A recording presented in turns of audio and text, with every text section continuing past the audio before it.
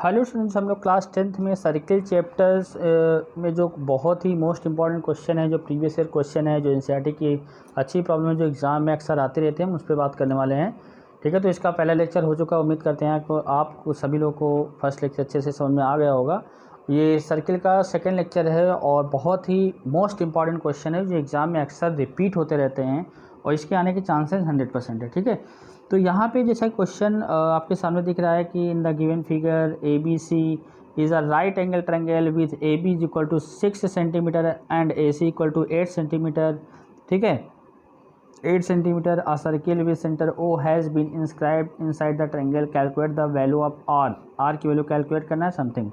तो यहाँ पे ट्रायंगल ए बी सी है, थोड़ा सा देखो यहाँ पे डॉट डॉट करके ये वैल्यू लिखी हुई है। तो यहाँ पे इस ट्रायंगल को राइट एंगल ट्रायंगल में, क्योंकि ए पे 90 बन रहा है, इस ट्रायंगल को मतलब सोचो राइट एंगल ट्रायंगल में सर्किल बन रहा है। तो राइट एंगल ट्रायंगल में जब सर्किल बनेगा तो अब ऐसे क्वेश्चन को सॉल्व करने के लिए इस क्वेश्चन को हम लोग दो तरीके से सॉल्व कर सकते हैं। इस ट्रायंगल को 3 एरिया के पार्ट में डिवाइड करके। ठीक है, मतलब यहाँ पे ये ट्रायंगल है, जैसे ये ओ है तो ये A O B, B O C and C O A, इस एरिया ट्रायंगल को हम लोगों ने 3 पार्ट में डिवाइड कर लिया और इजीली सॉल्व कर सकते हैं। ठीक है, और देखिए यहाँ पे ये आपका 6 है, ये आपका 8 है, तो यहाँ पे हमको पहले बी सी निकालना पड़ेगा यूजिंग पाइथागोरस थ्योरम।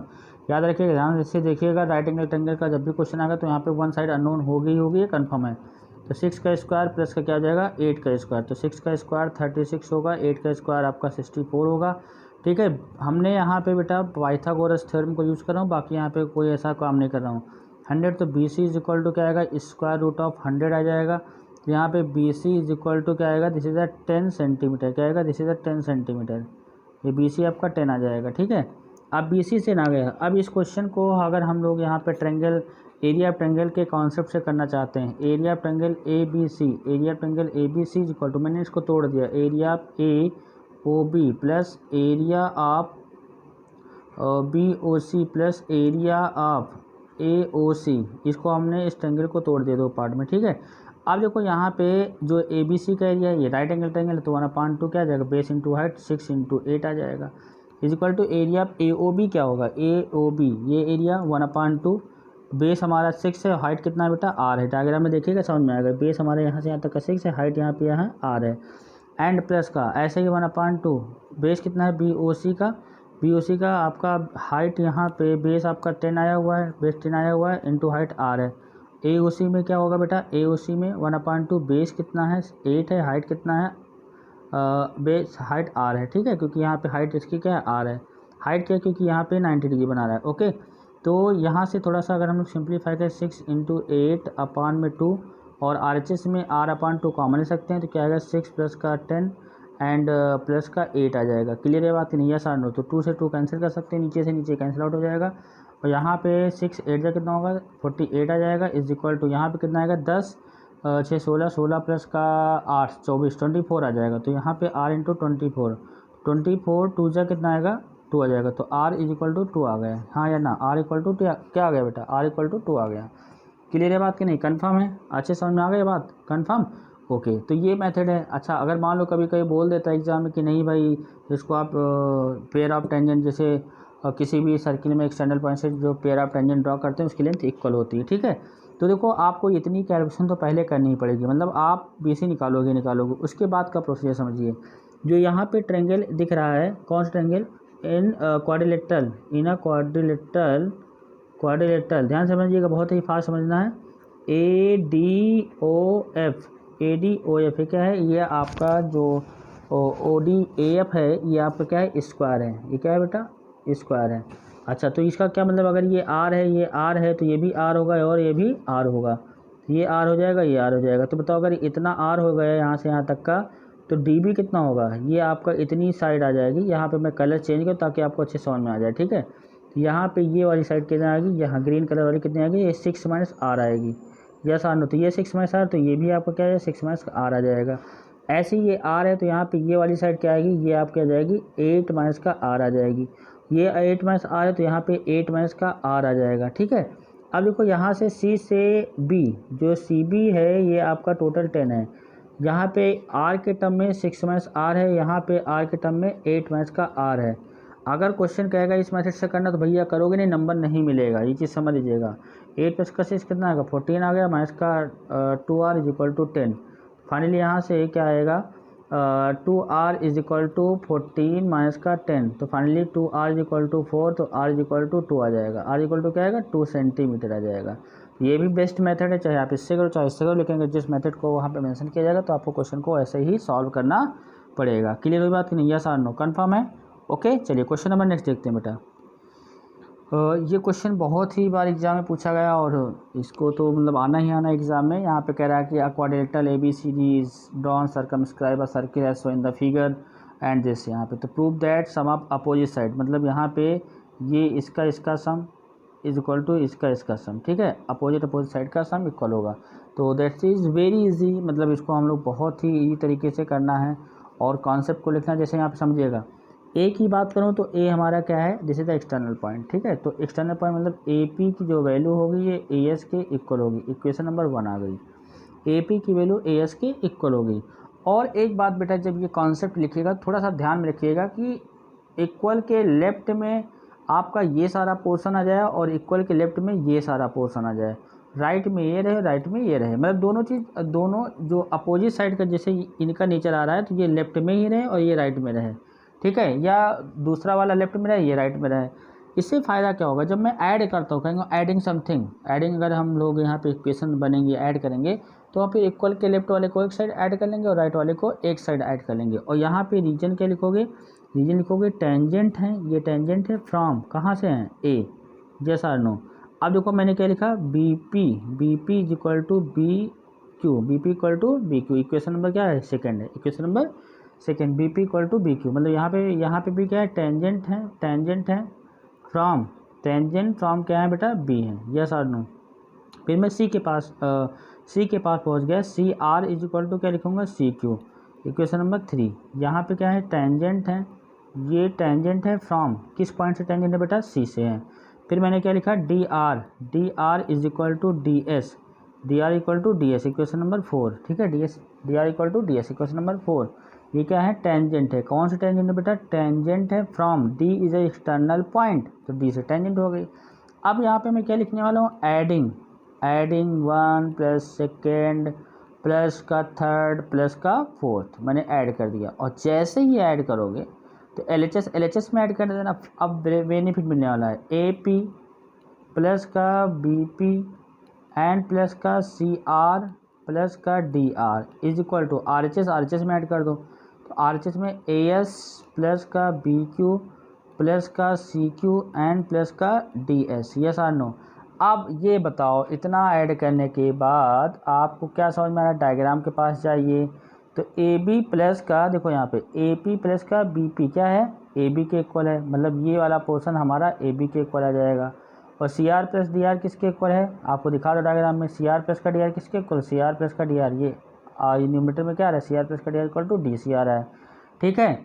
और देखो यहाँ से फिर यहाँ पे देखिए बेटा AS प्लस का BQ किसके इक्वल है, AS प्लस का, अच्छा AS प्लस का BQ नहीं है, लेकिन यहाँ पे AS और DS, तो RHS में AS DS होगा, RHS में AS यहाँ है DS यहाँ है, इसको टुगेदर कर लोगे AS प्लस का DS साथ में लिख सकते हैं, कोई दिक्कत नहीं है, BQ प्लस का CQ, तो यहाँ पे क्या है AP प्लस का BP एंड प्लस का CR प्लस का DR, ठीक है। तो यहाँ से हमारा क्या जाएगा, ये AB प्लस का BP दिस इज आ जाएगा AB, ओके, और CR प्लस का DR क्या आ जाएगा, दिस इज CD आ जाएगा, प्लस का CD आ जाएगा, इज इक्वल टू यहाँ पे RHS में AS प्लस का DS, AS प्लस का क्या है DS, AS प्लस का DS आ जाएगा, this is AD and plus का BQ प्लस का CQ इक्वल टू क्या है, दिस इज BC आ जाएगा, ओके। तो ये इजीली प्रूव हो गया। अब इस रिजल्ट पे क्वेश्चन भी आ सकता है, इस रिजल्ट पे डायरेक्ट क्वेश्चन भी दे सकते हैं कि किसी भी क्वाड्रेटर में अपोजिट साइड का सम कुछ ऐसा दे रखा है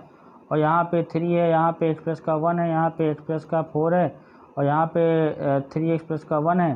तो अब यहाँ पे क्या करना, कुछ करना थोड़ा है, अपोजिट साइड का सम, मतलब x प्लस का 1 प्लस का 3x प्लस का 1, डायरेक्ट रिजल्ट लिख दोगे, अपोजिट का sum is equal to opposite 3 plus का x प्लस का 4, ऐसे बन सकता है क्वेश्चन, ये भी ईजी है, ठीक है। तो हमको यहाँ पे डायरेक्ट रिजल्ट लिखना है कि किसी भी सर्किल में अगर एक क्वाड्रेटर जो साइड को टच करता है तो अपोजिट का सम अपोजिट के इक्वल होता है, ओके, बात समझ में आ गई नहीं आ गई? बहुत ही इजी क्वेश्चन है और बहुत बार एग्जाम में पूछा गया, मोस्ट इंपॉर्टेंट क्वेश्चन है। ठीक है, चलिए क्वेश्चन नंबर नेक्स्ट।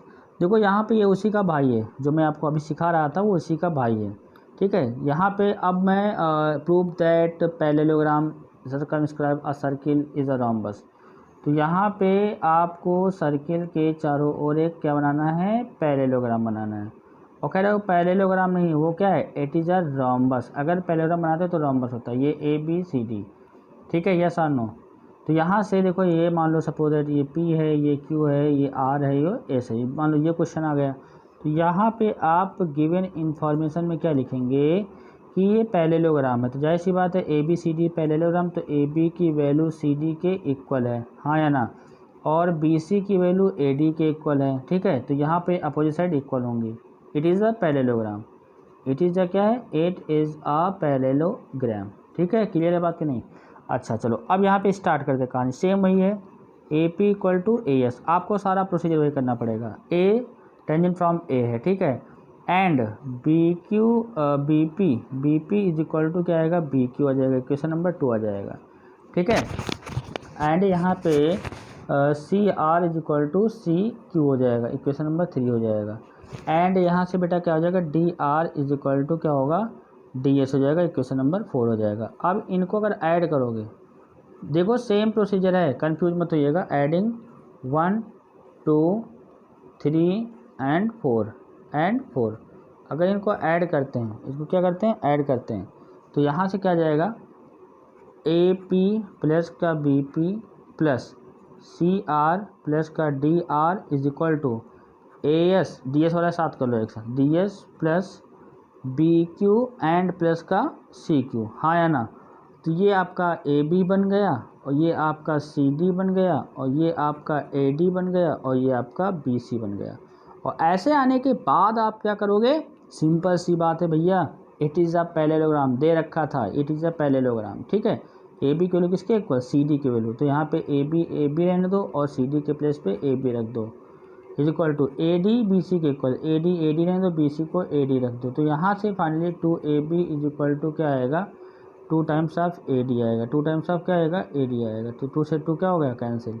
यहाँ पे AB इज इक्वल टू क्या आ गया, AD आ गया, AB इक्वल टू क्या आ गया, AD आ गया, यस और no, AB equal to AD आ गया। क्लियर है बात, AB इक्वल टू क्या आ गया, AD आ गया। ठीक है, यस और नो। तो अब ये बताओ, अगर AB AD के इक्वल आ जाएगा, ABA और AD करेस्पॉन्डिंग साइड इक्वल आ जाएंगे। इट मीन्स यहाँ पे भाई ये पैरेललोग्राम पहले दे रखा था, मतलब ये इसके इक्वल तो है ही, डायग्राम में देखिए, ये इसके इक्वल, यहाँ पे ये वाली साइड इसके इक्वल तो है ही, और ये इसके इक्वल आ गया, तो ये आपस में इक्वल है। तो यहाँ पे लेंथ ऑफ ऑल साइड्स क्या आएंगे, length of all sides are equal, hence यहाँ से AB is equal to BC is equal to CD is equal to DA। यहाँ पे length of all side are equal, it is a rhombus, it is a rhombus, yes और no, ये rhombus हो जाएगा। बहुत ही अच्छा क्वेश्चन है, मतलब फर्स्ट वाले पार्ट जो मैंने आपको ये बताया है बस इसी से मिलता जुलता है। ठीक है, इसमें ऐसा कोई मुश्किल काम नहीं जो मैंने आपको ये बता रखा है। ठीक है, तो इसी से सेम आप क्वेश्चन को इजीली सॉल्व कर सकते हो, कोई दिक्कत वाली बात नहीं है, ऐसे ही था। तो बस यहाँ पे एक पर्टिकुलर ABCD और AD BC के इक्वल आना था, यहाँ पे एक पर्टिकुलर केस बता दिया गया कि भाई देखो ऐसा है तो ऐसा होता है। ठीक है, इसी का सेम क्वेश्चन है, भाई भाई कह सकते हो। ठीक है, चलिए बेटा क्वेश्चन नंबर नेक्स्ट देखते हैं। Incircle of an isosceles triangle ABC। अब देखो यहाँ पे आप पहले तो आइसोसेलेस ट्रायंगल बनाइए, incircle of an isosceles triangle. तो यहाँ पे एक सर्किल बनाना है, सॉरी एक ट्रायंगल बनाना है, ट्रायंगल के अंदर एक आपको सर्किल बनाना है, ये इतना तो कह दिया। ठीक है, ओके, आप एग्जाम में आएगा तो फटाफट आप डायग्राम बनाइएगा, पर्टिकुलर डायग्राम के चक्कर में मत लगिएगा। ठीक है, बस सर्किल लगना चाहिए, ट्रायंगल लगना चाहिए। AB कहाँ है, AB आपका ABA है, और AB मतलब यहाँ पे AB इक्वल टू क्या गिवन इन्फॉर्मेशन है, AB is equal to AC, ये इन्फॉर्मेशन दे रखी। Touches the side AB BC CD and DE। AB को ये D पे टच कर रहा है, BC को ये E पे टच कर रहा है, और AC को ये F पे टच कर रहा है रिस्पेक्टिवली। प्रूव दैट E आपको प्रूव करना है, क्या प्रूव करना है, prove that E bisect BC, E जो है BC को बाइसेक्ट कर रहा है, ये इसके इक्वल प्रूव करना है। अदर लैंग्वेज में यहाँ पे हम लिख सकते हैं बेटा BE इक्वल टू EC लिख सकते हैं, हाँ या ना। बी इक्वल टू क्या लिख सकते हैं, B equal to E C रख सकते हैं, B equal to E C put up कर सकते हैं। क्लियर है बात, कन्फर्म है कि नहीं, बात समझ आ रही नहीं आ रही। चलो इतनी सी बातें आपको क्लियर हो गई, ठीक है। तो इतनी सी बातें जब क्लियर हो गई तो इसका मतलब ये है कि अब यहाँ पे हम लोग क्या करेंगे, हम लोग यहाँ पे क्या करेंगे बेटा, ध्यान समझिएगा, बी इक्वल टू ई सी, ठीक है। तो अब कॉन्सेप्ट देखो वही लगाना है, यहाँ पे हमको बी ई और ए सी के फॉर्म में तोड़ना है। तो हम लोग देखो जो इन्फॉर्मेशन दी होती है उसी का यूज़ करते हैं, और यहाँ पे एक्सटर्नल पॉइंट से जो पेयर ऑफ टेंजेंट होती है उसकी लेंथ इक्वल होती है, ये भी आपको दिमाग में रखना है। ए बी है, ए से बी यहाँ से यहाँ तक जाना है। आपने कहा मेरे पास दो रास्ते हैं, मैं ए से डी जाऊँगा और डी से बी जाऊँगा, यस और नो। मैंने कहा ए सी में क्या करेगा, तो ए सी में ए से एफ जाना होगा और एफ से सी जाना होगा, ठीक है। अब देखो यहाँ से बेटा ए डी की वैल्यू किसके इक्वल, ए एफ के इक्वल, हाँ या ना। तो यहाँ पे साइड में लिखोगे A D is equal to A F, मतलब हम लोग ए डी के प्लेस पे ए एफ पुटअप कर सकते हैं, उसमें कोई दिक्कत वाली बात नहीं है, हाँ या ना। यहाँ पे हमने ए एफ पुटअप कर दिया। अच्छा डी बी को मैंने क्या लिखा, बी डी इक्वल टू क्या है, बी ई है, तो यहाँ पे बी डी इक्वल टू मैंने बी ई रख दिया, ठीक है। एंड ए एफ के प्लेस पे मैं ए डी रखूँगा, मतलब यहाँ से बेटा B D is equal to B E, ये भी पुटअप कर सकता हूँ। टेंजेंट है, पेयर ऑफ टेंजेंट है, रीजन लिख देंगे, लिख देते pair of tangent. And C is equal to C F, ठीक है, बस कहानी ख़त्म। ए एफ के प्लेस पे ए डी रखा और यहाँ पे एफ सी है ना, सी एफ, मतलब यहाँ पे एफ सी के प्लेस पे ई सी रखा, ओके। अब ए डी से ए डी कैंसिल हो जाएगा। अच्छा ए डी को, अच्छा यहाँ पे ए एफ मैंने चेंज कर दिया ना, तो यहाँ पे मत चेंज करिए, ठीक है। एक को चेंज करना है क्योंकि हमको कैंसिल करना है, रियल में दिखाना है। तो यहाँ पे ए एफ रहेगा, ए एफ को मैंने नहीं चेंज किया, इससे कैंसिल कर दिया, ए एफ से ए एफ कैंसिल आउट हो जाएगा। इक्वल के राइट और लेफ्ट में वैल्यू सेम है तो वो कैंसिल आउट हो जाएंगी, हाँ या ना। ये आपको लिखना पड़ेगा। और यहाँ पे ये क्या है, this is a pair of tangent है, पेयर ऑफ टेंजेंट है, यस और no.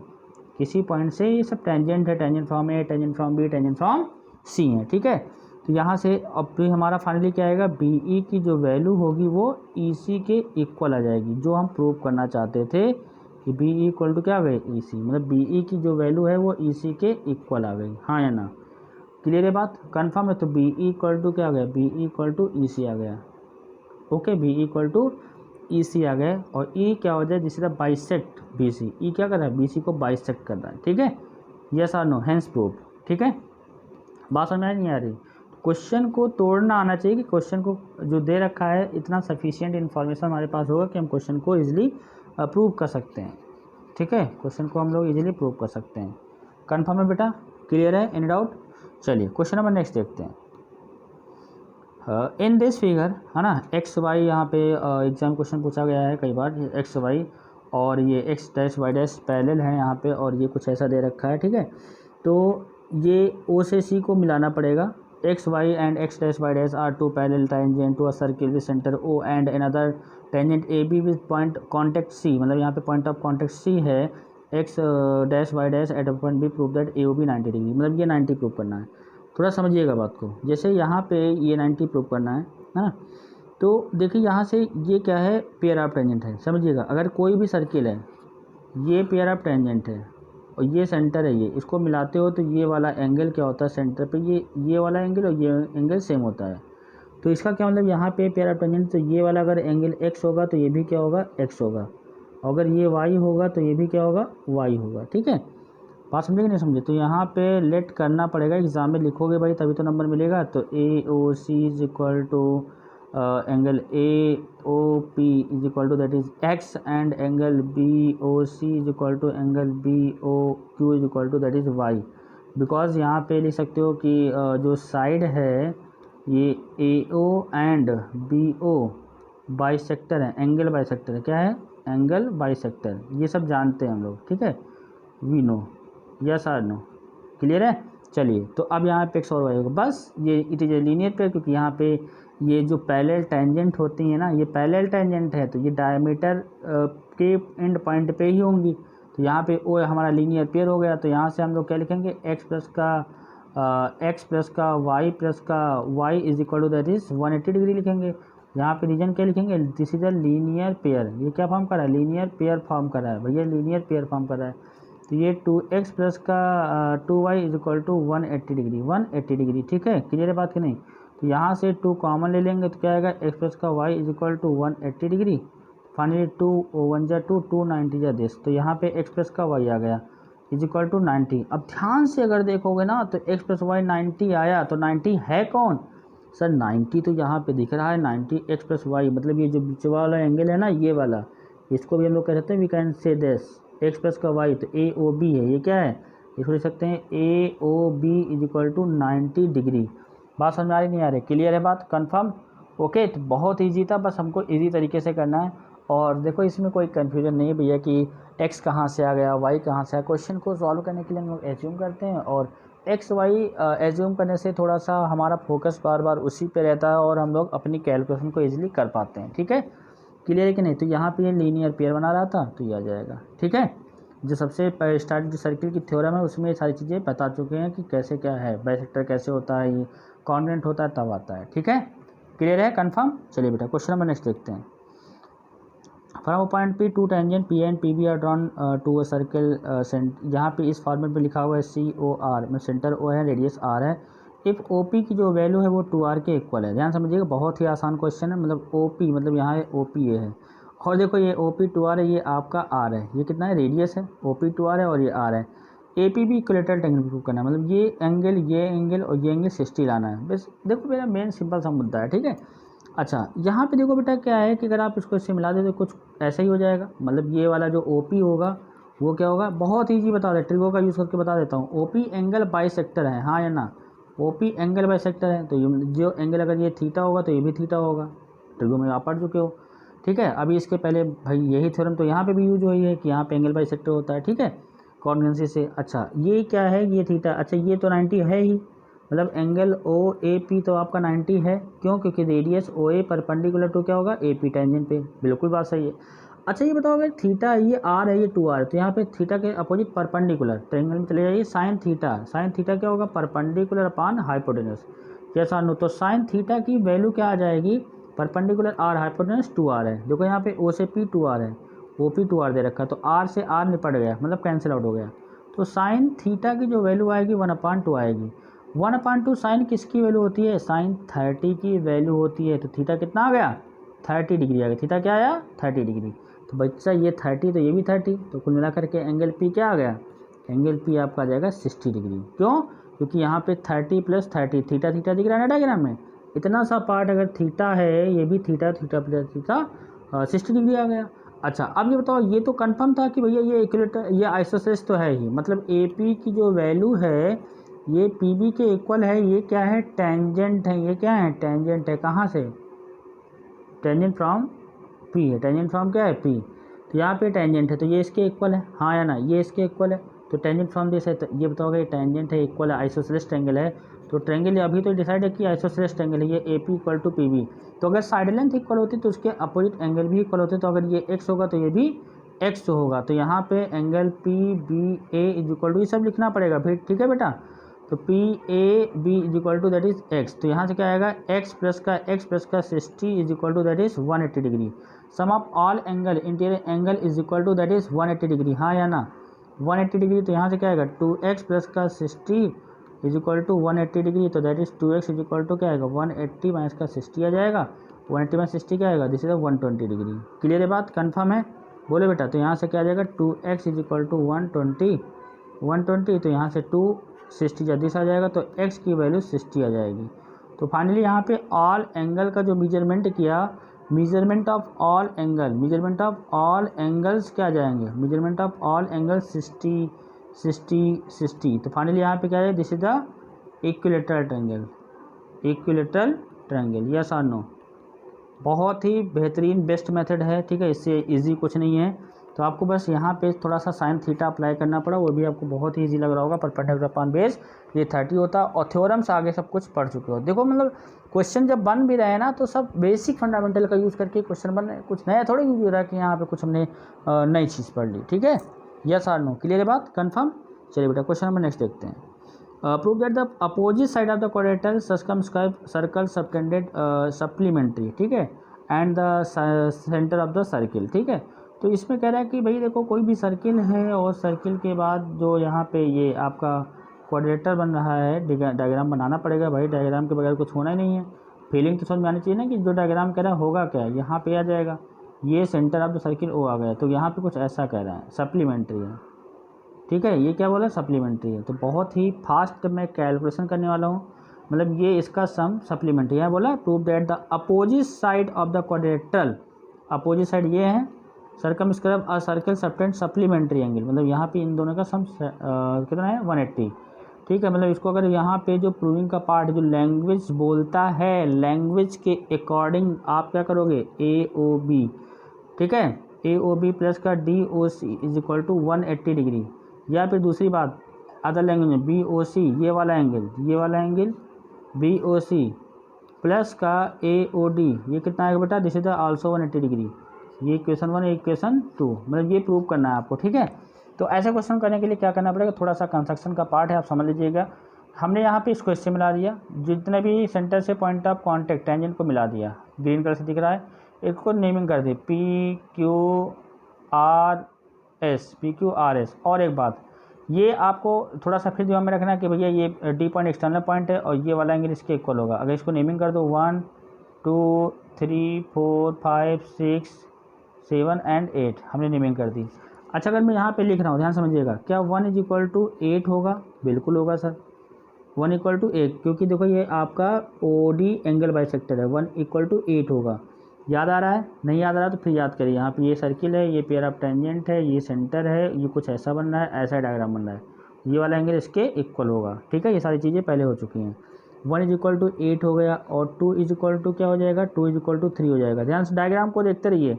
And 4 is equal to 5 आ जाएगा एंगल बाइसेक्टर, ठीक है।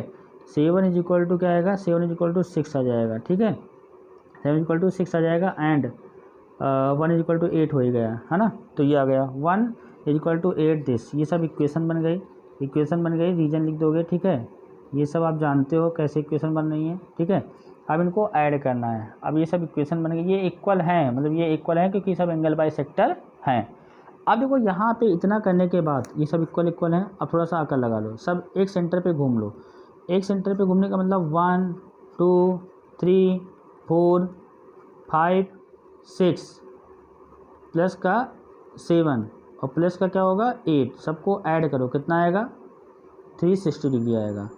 अब देखो लॉजिक समझिएगा, मेरे को प्रूफ क्या करना है, हमको क्या लाना चाहिए, ये 1 और 2 आना चाहिए, एंगल में 1 और 2 आ जाए और 6 और 5 आ जाए।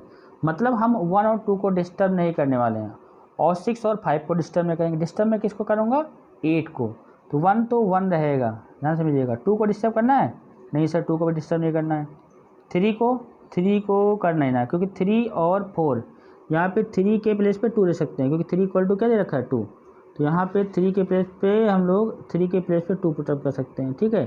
4 को डिस्टर्ब करना है, यस 4 को हम ले सकते हैं 5, 4 इक्वल टू 5 और 5 रहेगा ही रहेगा। और 6 को डिस्टर्ब करना नहीं करना है। 7 को डिस्टर्ब करना है, यस 7 को लिख सकते हैं 6। 8 को डिस्टर्ब करना है, यस 8 को लिख सकते हैं 1, 8 को लिख सकते हैं 1। तो आप ध्यान से देखोगे तो ये सब 2 टाइम्स आ रहे हैं, आ रहे हैं कि नहीं आ रहे हैं, ये 2 टाइम्स आने लगे भाई। 1 यहाँ पे 1 यहाँ पे, 1 एंगल है ना, तो 2 times of angle 1, 2 times of angle 2, 2 times of angle 5, 2 times of angle 6 is equal to कितना 360 डिग्री। 2 कॉमन ले लो, और 2 कॉमन लोगे तो यहाँ पे क्या आएगा 1 प्लस का 2 प्लस का 5 प्लस का 6। क्वेश्चन को बस ब्रेक करना आना चाहिए, कॉन्सेप्ट वही है, कॉन्सेप्ट में यहाँ पे कोई चेंज नहीं। 1 प्लस का 2, 1 प्लस का 2 क्या डायग्राम में आइए, 1 2 देखिए, 5 और 6 देखिए, बहुत ही समझ में आ जाएगा।